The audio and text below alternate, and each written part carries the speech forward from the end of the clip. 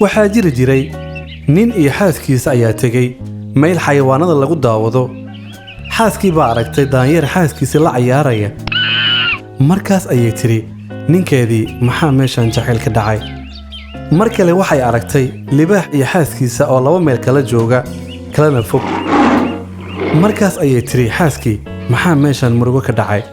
ninkii baa ku yidhi xaaskii soo qaado dhaladan oo ku tuur dhanka libaaxa, eegna sida uu noqonayo libaaxa. libaaxii baa qeyliyey si uu xaaskiisa u ilaaliyo. waa uuna soo toosay, waxa uuna isku hareereeyey difaaca xaaskiisa awgeed.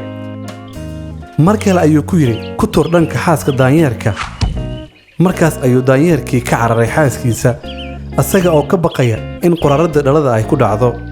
ninkii baa ku yidhi xaaskiisa ha ku sirmin dadku hortooda waxa ay ku muujinayaan waxaa jira dad ku qayaama dadka kale dareen aan jirin, ayagoo ay jiraan dad dareenkooda jacayl qalbi xiran ku ilaalinaya.